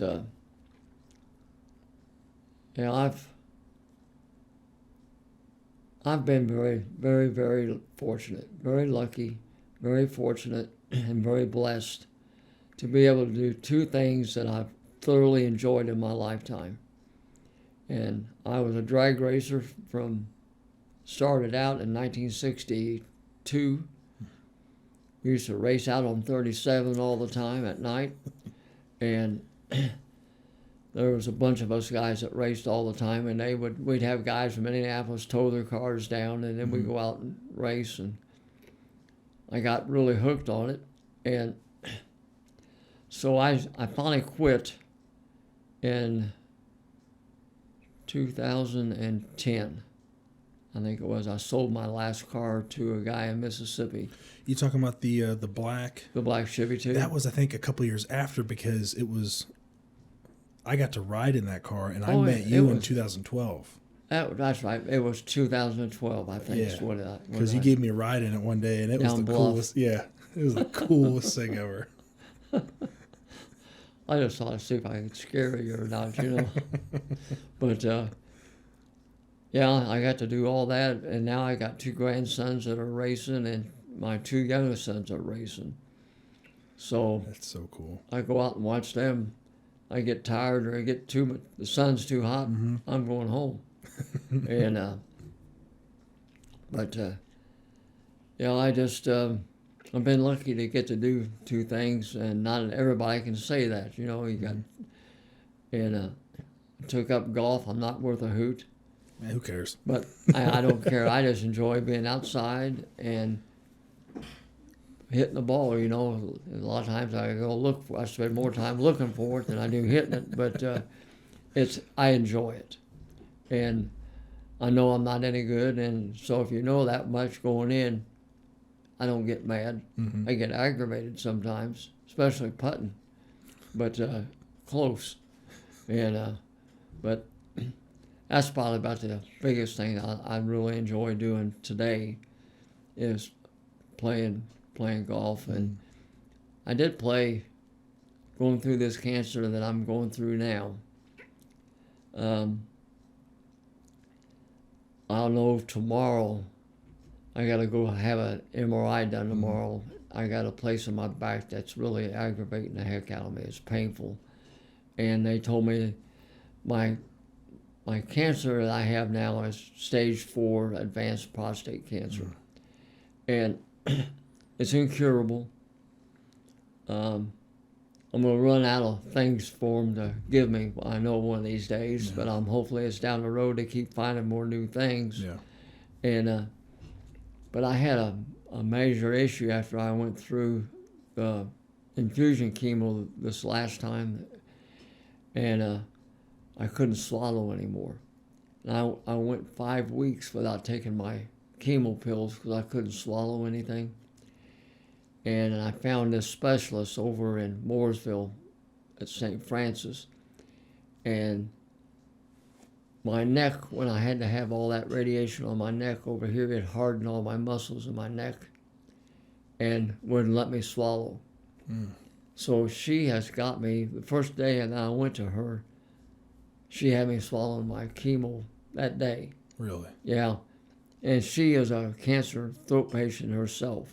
That's cool. So she's invested in it, and we're going to hopefully get a deal worked together where we can have screening for guys for throat cancer and head and neck cancer. Mm-hmm. And that'll be a huge deal. it'll be, and it's free. That's cool. That's the big thing, and so hopefully within the next couple 3 months we'll have that. And but all in all, after all my cancers and stuff, would I change my profession if I'd known I was going to be this sick all the time? That's what I was going to ask you. No way. I love being a fireman every day. I loved it. The camaraderie with the guys. It's just you can tell guys what a great job it is, but until you do it, you don't know. I remember when I told you what a great job this is going to be for you, and you love every minute of it. Oh, I do. And I'm glad to see that we got some good people on IFD now. It's different. It's a lot different than what it was when it was still us when I retired. And then the next year, I think Washington Township was the first one to merge with us. And I just seen where Beech Grove is merging Yes, too. they are. So it won't be long. We'll be a county-wide department someday. I probably won't see it, but somebody, you guys will.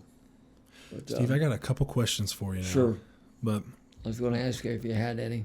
of course I do. I just let you talk. You did this whole thing for me, which was great. Which I'll just end up doing this angle right here. We get both of us. Hi, I am here. So, Steve, what makes up a good officer? What components make a good officer? Well, I really think I've had some really good officers over the years, and I've had some that I wouldn't want to follow them anywhere.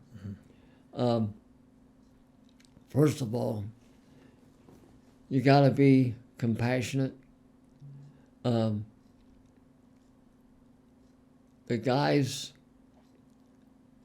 a lot of them have young kids, and they're in sports, and I'd let them leave the station long enough to go watch their kid play Little League or something like that because they're only young once. And I was really easygoing. I never only got mad once and twice.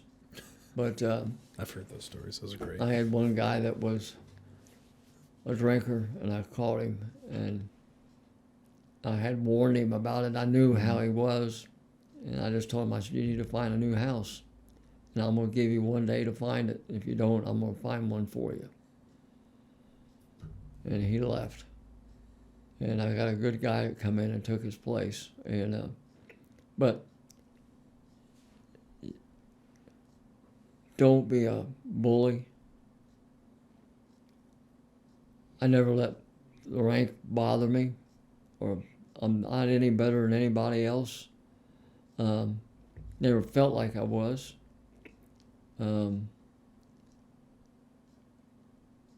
I worked for some really good guys over the years. I told you about Ralph Johnson, and he had cancer so bad at the end. I went over to see him one day, and he had it in his lungs and his back, and he was as dark as my shirt from the radiation and stuff. Back then, the radiation was horrible, and when he was going through it, and it's come a long way. And I never asked somebody to do something that I didn't help them do.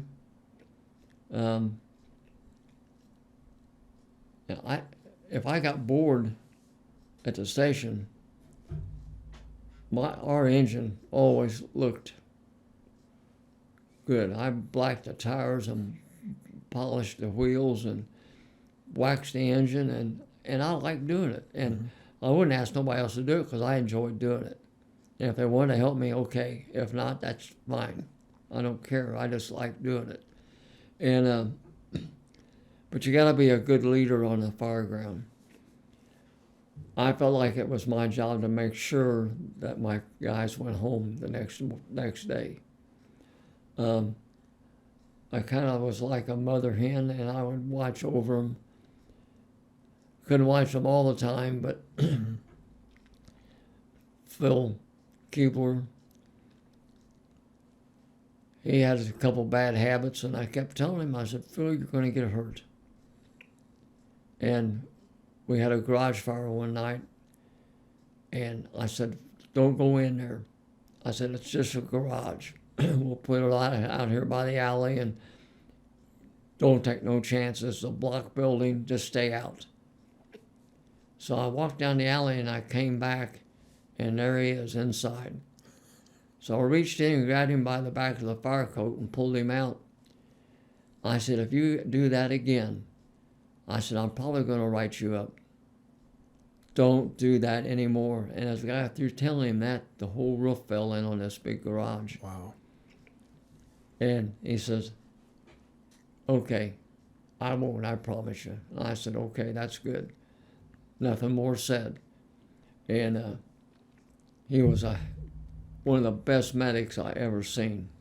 He's a flight nurse now for IU, and he's a lieutenant at the 30s on the engine out there. That is cool. So him and Matt Davidson worked together. That's cool. He's smart. Yeah. He's smart. And I was fortunate enough to meet a lot of good guys at Greenwood. I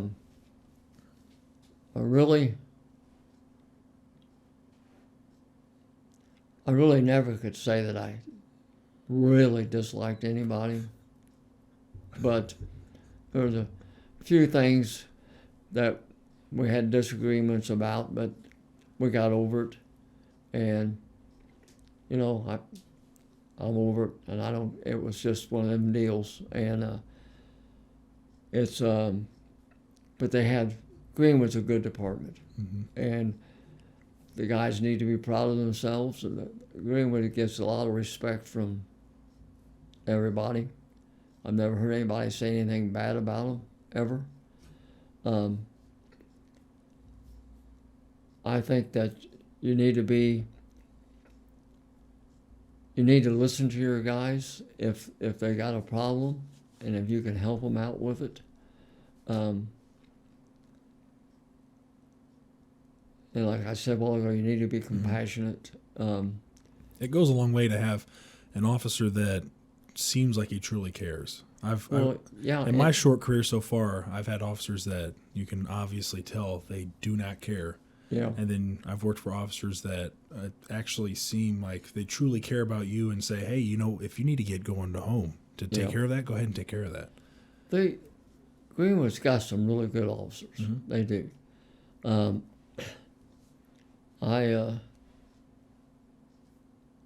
I enjoyed my time working over there.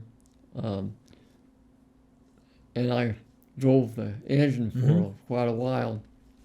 And I never thought I'd drive an engine. I never wanted to. I got to backstep. Me and Kelsey McKenna would backstep while you would drive. And I enjoyed that. It was fun. But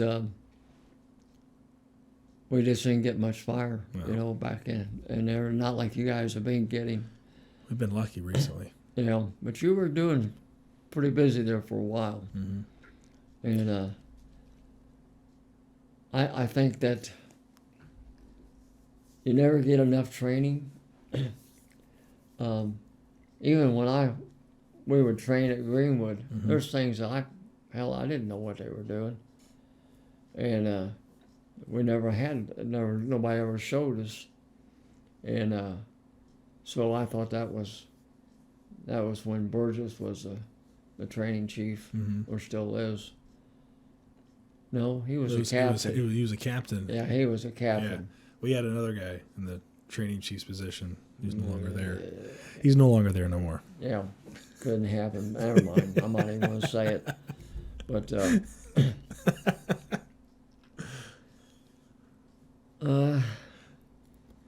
I work at the museum. You do now? I really enjoy doing that. I have for 2 or 3 years now. And I work there probably once a month. Mm-hmm. And myself and Jimmy Arnold worked together. And Jimmy was the chauffeur at 11's engine. And he was a really good engineer too. And but we work on Saturdays from 10 till 4, I think, or 10 to 5. Depends on how many people we got coming through, but it's surprising. There's a lot of people come through there. Really? Yeah. Now we got that new section open up in the back. It's got 2 engines in there, one from Warren Township and one of our old engines that we had. It was a shop build engine. And our repair shops used to build our engines, some of them, back in the day. And they have a head on the. It's a neat ornament, hood ornament. Yeah. And but it's got a fireman with a helmet on him, on the hood, and that's how you can tell that they are a shop built engine. All of them had those on them. Really? Yeah. And then the firehouse at the old 27s, when I subbed there,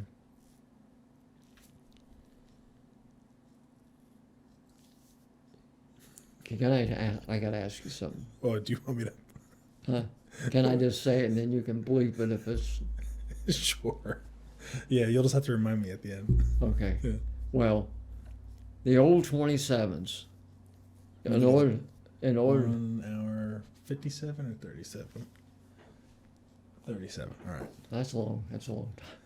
I got a couple questions for you after you're done with the story. This is the last thing about the 27s. They had the old house. It was built where the one is now. Mm-hmm.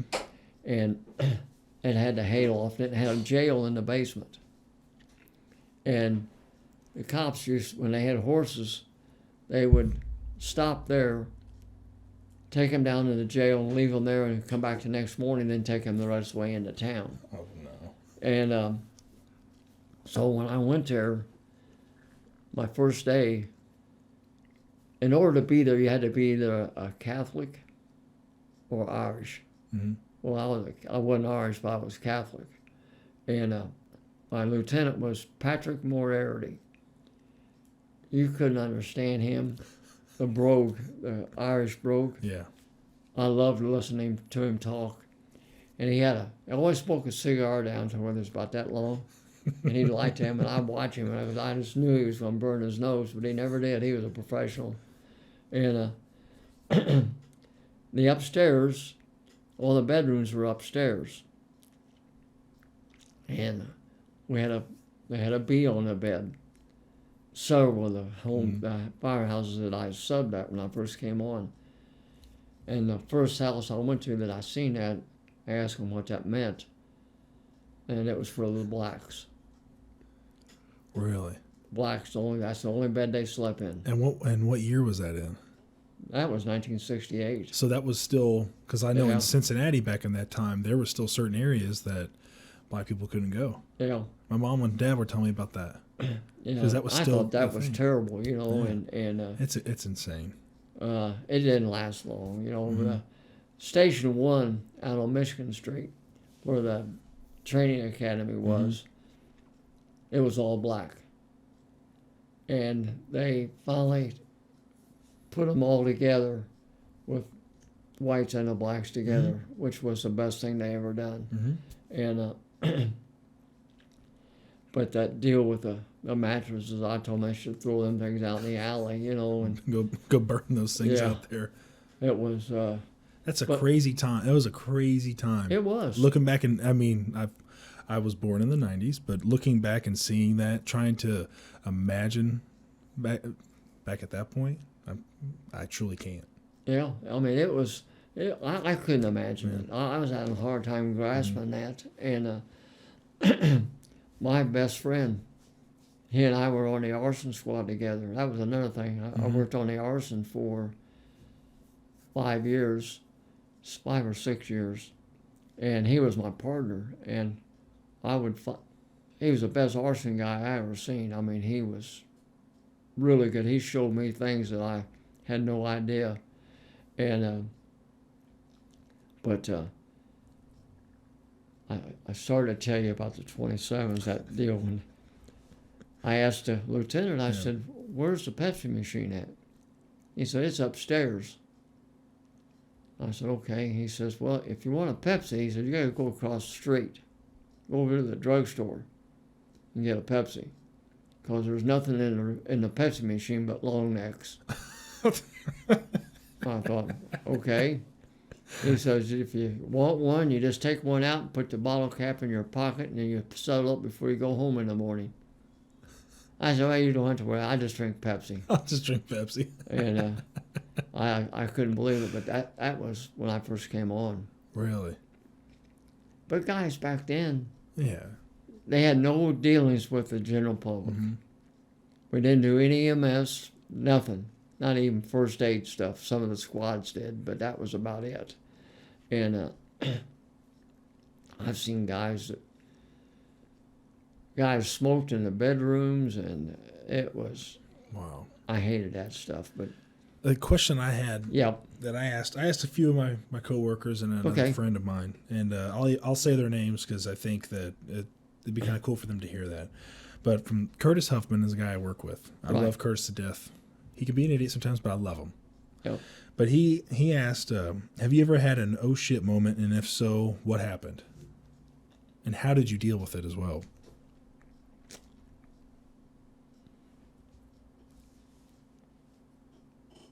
I know I have, but I can't think of one right off the top of my head. Well, the Grand Fire, I said, "Oh shit," a few times on that fire. And you just keep going about it, doing your job. But I thought, man, it looked like the whole half of the city was on fire. And I forget how many thousands of feet of hose was laid out. And they had all the statistics in the museum, how much of it was used. And I remember one, I'll tell you. I was at the 11s, and Bill Welsh and I were on the back step of the engine. And it was in the morning, like about 6 o'clock. It was before shift change. Mm-hmm. And a apartment house came in. Of course, we were the first ones there. And this girl was totally naked, standing out halfway out the window. Of course, her bedroom's on fire. Yeah. And Bill and I grabbed a ladder off the engine and we threw it up there, and then we were pushing each other back and forth trying to get up. Who was going to get up the ladder to get her, you know? And so anyway, I got up the ladder before he did. And I took my fire coat off and put it around her. Got her downstairs. Looking like a hero. Bill, we got downstairs and Bill says, take that coat off. And I said, okay. So I took my fire coat and I said, I hate to do this to you, but I got to have my coat back. And so she was standing there naked until the squad got there and they threw a blanket around her. But that was an old shit moment for sure. Didn't know what I should do and shouldn't do. Should I get her? And it was, and him and I were pushing her back. We looked like the Keystone Cops trying to get just up the trying ladder. To fight each other. Yeah, because both of us want to get up the ladder to get her. And you want to do your job, you know? Yeah, well, yeah, but got to make sure you got to do whatever has to be done. That's right. Yeah. That's what heroes do. Another guy I work with, his name's Jacob Harshey. He said, what is your key for your longevity in the fire service, but what kept you engaged for 30 plus years in the fire department? I guess what kept me going in the fire service was that I loved it so much. And it was something different every day. It's never hardly the same thing 2 days in a row. You might have that same day down the road again, but it's never the same thing. And the camaraderie of the guys in the house, I had guys that played jokes on me all the time. They liked to mess with me because I was easy. Mm-hmm. And put a snake on me one night, and they put Was it a live snake? Or? Oh, yeah. Oh, yeah. I was asleep in the front room recliner. They shoved it through the window, and that son of a bitch was on my shoulder. I like to croaked, but it was a bull constrictor. Oh, my gosh. But I think that we all got along so well. If I'd been at a house that I really didn't like, mm-hmm. that would have been different, and I probably wouldn't have stayed as long. But when I signed up for the drop, my wife tried to get me to go to a slow house my last 3 years and take it easy. And I thought about it, and I said, no. I said, I'm liable to go to someplace where I don't like it and leave a bad taste in my mouth my last 3 years. I said, I'm perfectly happy where I'm at. I got the best guys in the world to work with, and I'm staying. And that's what I did. I stayed there for another 3 years, and then I retired. Wow. And then you went to Greenwood. Then about 5 years later, I went to Greenwood after I went through all the radiation and stuff. Mm.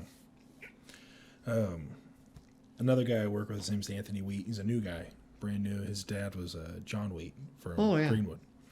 And his question was, how did you stay mentally and physically fit for the 38 years you did in the fire service? I got a little heavy at one point, but I never was a workout guy, mm-hmm. but I just had a lot of adrenaline. And when you get on a fire, like, you get your adrenaline is sky high, mm-hmm. and I don't care how many years you got on, it just does. You just got to try to be calm, on a big fire, because if you don't, you rattle everybody. I listen to my guys. They see things that I didn't see, and I'll see things that they didn't see. And so we had such a great work relationship all these years. Even with new guys who would come in, it stayed the same. I never really had one guy that I told you about that mm-hmm. I asked to leave. And I had some women that were on the job. That's probably the hardest thing that I really had to overcome. But I had several of them, Sue Shepherd and Rena Wheeler. There was somebody else too, Bonnie Hensley. And those girls worked their ass off. And I told Rena, I said, just don't leave me. If I turn around and you're not there, you won't be back. Mm-hmm. And she's a captain up there now. And her work ethics were best I'd ever seen. She was better than a lot of guys were back in those days. And I would have been happy to have her on the back step all the time if I'd had someplace for her, but I didn't. That was probably the hardest thing I had to get over. I thought if I'm going to stay on this job, I got to get used to it. Mm-hmm. And some of them wanted to be catered to, and in the wintertime, I seen one of them was up in the cab of another engine somewhere. I'm not going to say where, but had the lieutenant, her in the middle, and the chauffeur.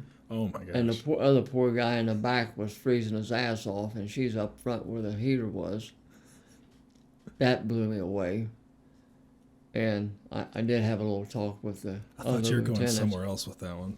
Yeah. And it was... but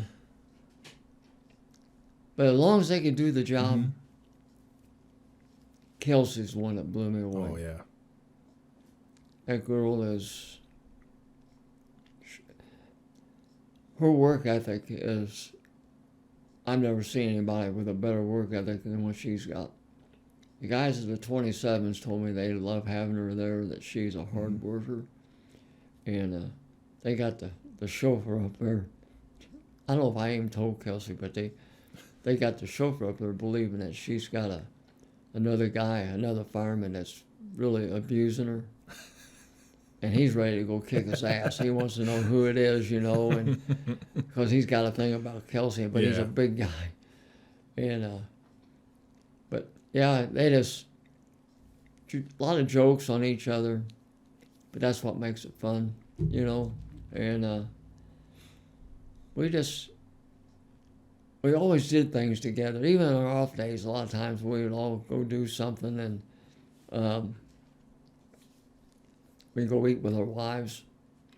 Every Christmas, we'd have a Christmas party, mm-hmm. just us guys. And we'd go somewhere and have dinner and drinks and let the wives get involved. And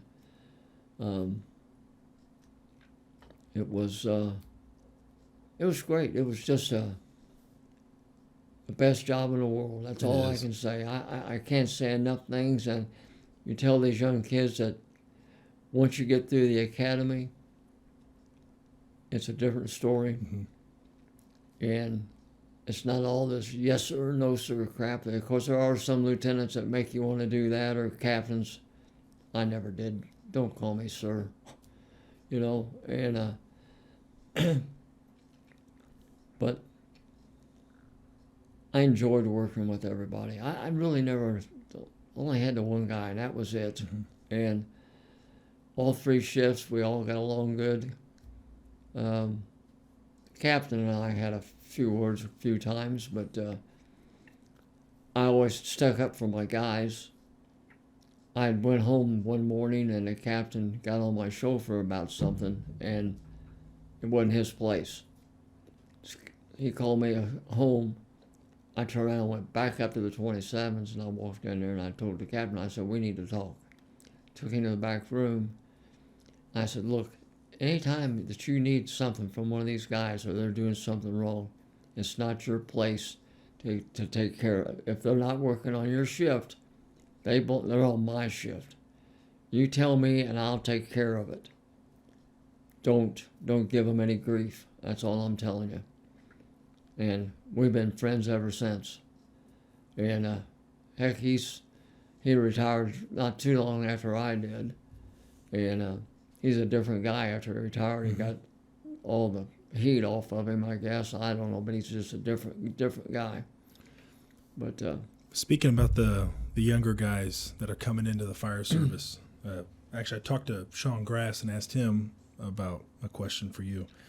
And he just wanted to know, how did you keep the mindset and hold accountability for the 38 years and 38 years versus 30 years back in the fire service versus early on to the newer school firefighting? How were you able to keep accountability and also share your experience and knowledge with the younger guys? Well, I took a lot of pride in taking the young guys, and I would walk them through the engine. I'd give up my nozzle and let them, and I'd be behind them. Mm-hmm. Always make sure that they weren't going to do anything that would get them harmed if I could keep from it.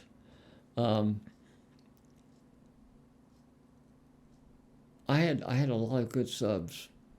I mean, right to this day, they're my best friends. A lot of them are. And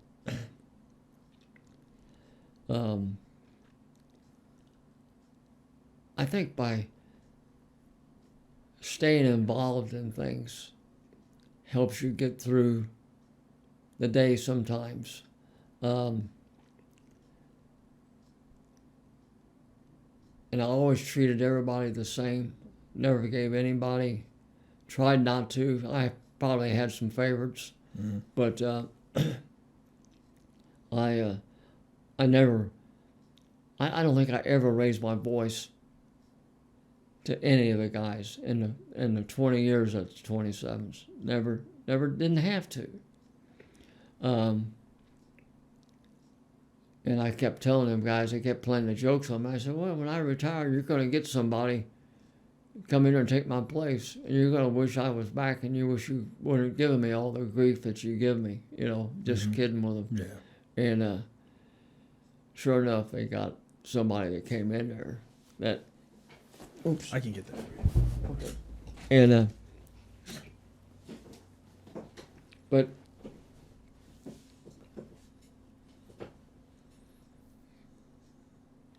that guy he finally straightened up. He was a new lieutenant, and he was a good fireman, really good fireman, a good friend of mine. And he just didn't get along with one of the chiefs. And you're not going to fight with the chief, argue with him. You're going to lose. Mm-hmm. You might win a battle now and then, but you're going to lose a war. So just keep your mouth shut and do your job, And did I answer your question? Yeah. Okay. I think you did. Okay. I just I always wanted to be a fireman, and I think that's when I finally.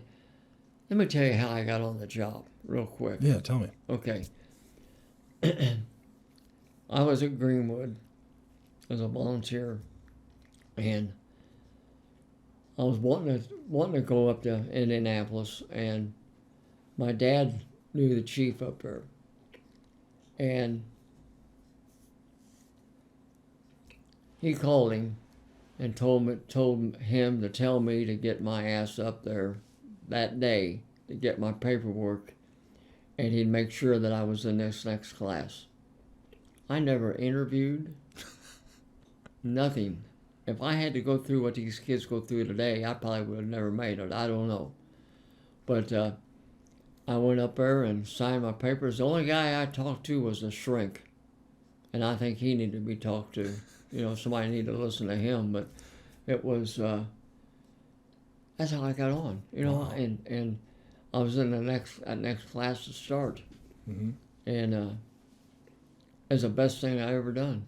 I mean, it cost me a few lives over the years, but it was well worth it. I don't have any regrets. I had the best wife there is mm-hmm. right now. Been married almost 30 years, which is an all-time record for me, and. She's pretty wonderful, and she's behind me and I had a good wife behind me all my career, just about all the way through.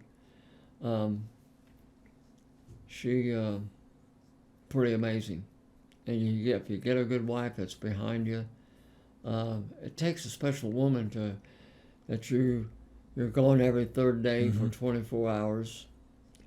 You got to make sure that you take time for them. But back then, I really didn't have time for anybody but myself because I had to work 2 jobs all the time. And I worked 2 jobs till I had 32 years on, and I finally quit working 2 jobs. Then I was like being retired because I get off every third day and I go do whatever I wanted to do for 2 days and come back to work. And I think that helped me get through the last few years, the last 6 for sure. But I just remember it finally hit me that I was getting too old to do it. At least I thought it was. And we'd had a house fire one morning, and it was like I was retiring in December, and this was in October. And Jim McCormick was a lieutenant on the truck. Well, we got in there to get this guy, and we're trying to drag him through the bedroom, and this guy was huge. I mean, you couldn't see how big he was, but he was unconscious. And we get him to a window finally, and we couldn't get him up. I mean, that's how big he was. Yeah. They had the cot right outside the window. So we finally got his head out, and then 7's engine came in there luckily at about the right time and helped us get him the rest of the way out the window. But they got him revived outside. Wow. But he was big. I bet he was about 370. Oh my gosh. And I'm sitting out in the grass that morning, and I'm breathing so hard, I'm thinking I'm about to have a heart attack. And I thought, yeah, it's time to quit. It's a young man's job. And but then when I went to Greenwood, I changed my mind on that. That it's still that's how a I young met you, guy's too. job. But That's where I met you at. yeah, In Greenwood. that's where we met. And you took me under your wing, and you saved my job there. Yeah, Yeah, you really did. there was just a few guys needed to have their attitude changed, and one guy that got his job or his attitude changed permanently, which was the best thing that Greenwood could have done. But yeah, you done well. Yeah. You've done. I had you as a really good role model. You were easy to work with, man. I I'll tell you appreciate that right that. now, and I mean that not just because you're sitting here and you're who you are, one of my best friends, and but you had the desire, and a lot of times, I could tell if a guy would be a good fireman, and I knew some guys really shouldn't have been on the job. Every time I get a new sub, I'd ask him, "Why did you become a fireman? I'd like to know." Guy told me he could work as part-time business. I said, "So that's the only reason that you come on the fire department?" He said, "Yeah."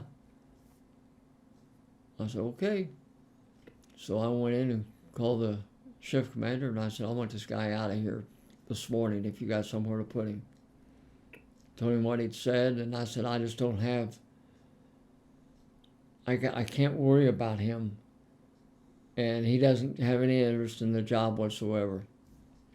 So he moved him, took him out of there and put him somewhere else, just because he told me that. And I asked him specifically a few questions, and I was right. Just the way his mannerisms and how he was treating everybody around the engine house that morning.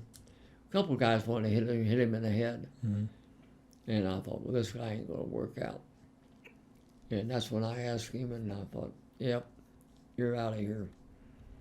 So, but that's what I did. Well, Steve, I want to get this ended. It's 8 o'clock, and I don't want Frosty to get mad at me. She'll be all right. But I wanted to end it with, I wanted to say thank you very much for everything you've done for me, for my career at Greenwood, and all the knowledge that you've given me, which you might not think that, but I learned a ton from you that I've moved on forward to other guys. And I know when I ride the seat, I try to think as hard as I can on, all right, be calm, be patient, be cool, sound like it's nothing going on. And it paid off for me on a first in fire that we had in Whiteland. And the guy, I was pretty proud of myself afterwards. But I remember you called me. Yeah, I called. I called you. I called Cody Barber. I called Chris Harrell after that because he was the battalion that day, and then I called. I can't remember who else I called. I called somebody else too, but just for all the other guys too that you've helped out through your career, and you can't go anywhere in this country without someone saying, you know, Steve Dillman, because it's happened to me. Yeah. I was in Cancun and met somebody that knew you. It's just. It's crazy. The life that you've led is truly something that I think should be cherished, and I think it should be somewhat even modeled at, especially for the fire service. I'm very proud of it, and I am. I'm proud of what I've accomplished over the years. I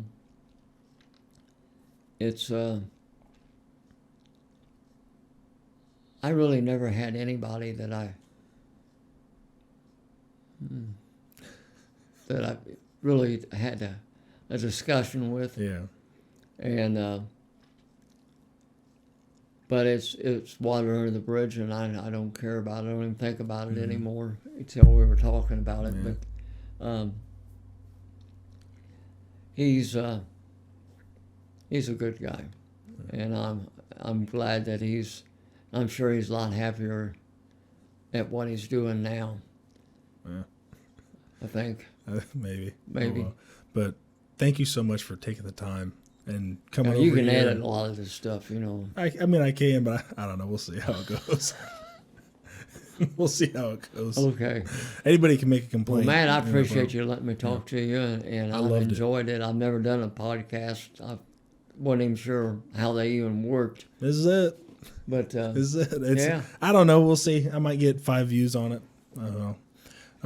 This is really more just for me, so that way that you and I can talk, and then later on down the road when I'm like, man, I want to listen to some of those old stories again, and I can just pop this back on and listen to those stories, and I can learn I can gain some new knowledge from listening to it, and hopefully somebody else picks up some tips and tricks from you. Yeah, but thank you so much for coming. And I'm always willing to talk to anybody that if they, I've helped. I don't know how many kids over the years to get jobs, a lot of them, and I've lost track of them. But it's been, I enjoyed doing that. I love seeing kids get on the fire service, and I've been lucky. I've been really fortunate in my lifetime. Just had a few bouts of cancer, and it's all part of the job, and I wouldn't change anything, nothing. I'm very happy with my life, and I'm happy the way things have turned out, and I go to bed and sleep good at night knowing that I've done the best I could do, and it's guys need to cherish the job. That's what they need to do. It's you need to be proud of yourselves, and you